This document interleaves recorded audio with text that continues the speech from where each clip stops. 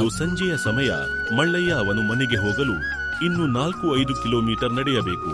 ಈ 4-5 ಕಿಲೋಮೀಟರ್ ಅರ್ಧದಾರಿ ಕಾಡಿನ ದಾರಿಯಲ್ಲೇ ನಡೆದು ಹೋಗಬೇಕು.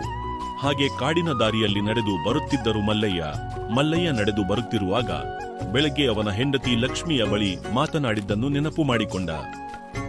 ನೀವು ಪಕ್ಕದ ಊರಿಗೆ ಹೋಗುತ್ತಿದ್ದೀರಾ? ನೀವು ಸಂಜೆ ಕತ್ತಲಾಗುವುದಕ್ಕಿಂತ ಮುಂಚೆನೇ ಬಂದು ಬಿಡಿ. ಒಂದು ಸಮಯ ಕತ್ತಲಾದರೂ ಅಲ್ಲೇ ಮಲಗಿ ಬೆಳಿಗ್ಗೆ ಬನ್ನಿ. ಅದನ್ನು ಬಿಟ್ಟು ಈ ಕಾಡು ದಾರಿಯಲ್ಲಿ ಸಂಜೆ ಬರಬೇಡಿ. ಬರ್ತಾ ಬರ್ತಾ ಈ ಕಳ್ಳರು ಮಾಡುವ ಕಾಟ ತುಂಬಾ ಜಾಸ್ತಿ ಆಯ್ತು. ಹಣ ಹೋದರೆ ಮತ್ತೆ ಸಂಪಾದಿಸಿಕೊಳ್ಳಬಹುದು, ಪ್ರಾಣ ಹೋದರೆ ಏನು ಮಾಡುವುದು? ಸರಿ ಆಯ್ತು, ನಾನು ಅಷ್ಟೊಂದು ಭೇದವನೂ ಇಲ್ಲ. ನನ್ನ ಹತ್ತಿರ ಕಳ್ಳತನ ಮಾಡಲು ಏನಿದೆ? ಹಣಕಾಸು ಇದ್ದರೆ ಮಾತ್ರ ತೆಗೆದುಕೊಳ್ಳುತ್ತಾರಂತೆ, ಇಲ್ಲ ಅಂದರೆ ಪ್ರಾಣವನ್ನು ತೆಗೆದು ಬಿಡುತ್ತಾರಂತೆ. ನೀವು ಸ್ವಲ್ಪ ನೋಡಿ, ಜೋಪಾನವಾಗಿ ಹೋಗಿ ಬನ್ನಿ. ಹೀಗೆ ಹೆಂಡತಿ ಹೇಳಿದ್ದನ್ನು ನೆನೆಸಿಕೊಂಡು ಭಯದಿಂದಲೇ ಮಲ್ಲಯ್ಯ ನಡೆದುಕೊಂಡು ಬರುತ್ತಿದ್ದ.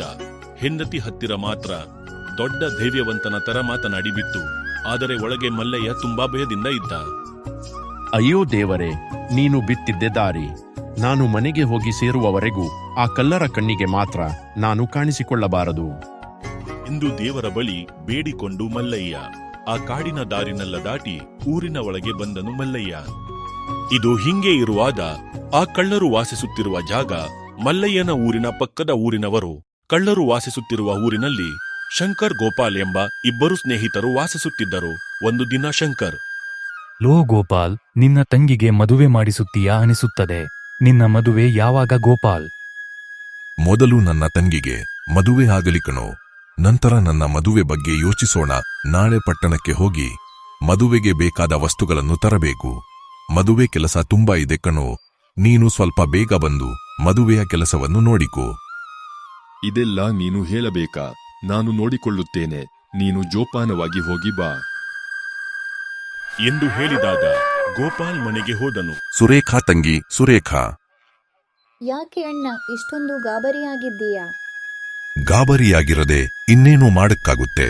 ನಿನ್ನ ಮದುವೆ ಇಲ್ಲವೇ? ನಿನ್ನ ಮದುವೆನೇ ನನ್ನ ಗುರಿ. ಯಾಕೆಂದರೆ ನಮ್ಮ ತಂದೆ ತಾಯಿ ಇಬ್ಬರು ನಾವು ಚಿಕ್ಕವರಿರುವಾಗಲೇ ತೀರಿಕೊಂಡರು. ಅಂದಿನಿಂದ ಇಂದಿನವರೆಗೂ ನಾನೇ ನಿನ್ನನ್ನು ನೋಡಿಕೊಳ್ಳುತ್ತಿದ್ದೇನೆ. ನಿನಗೆ ಮದುವೆ ಆದರೆ ಅದುವೇ ನನಗೆ ಸಾಕು ಎಂದು ಅಣ್ಣ ಹೇಳಿದಾಗ ತಂಗಿ ಸುರೇಖಾ ಅಳುತ್ತಾ ನಿಂತಿದ್ದಳು. ಅದಕ್ಕೆ ಅಣ್ಣ ಹೀಗೆ ಹೇಳುತ್ತಾನೆ, ಸುಮ್ಮನೆ ಇರು ತಂಗಿ, ಯಾಕೆ ಅಳುತ್ತೀಯ? ಮದುವೆ ಅನ್ನೋದು ಒಂದು ವಿಶೇಷ. ಅದು ಎಲ್ಲರ ಮನೆಯಲ್ಲೂ ನಡೆಯುವುದು. ಸುಮ್ಮನಿರು ನೀನು.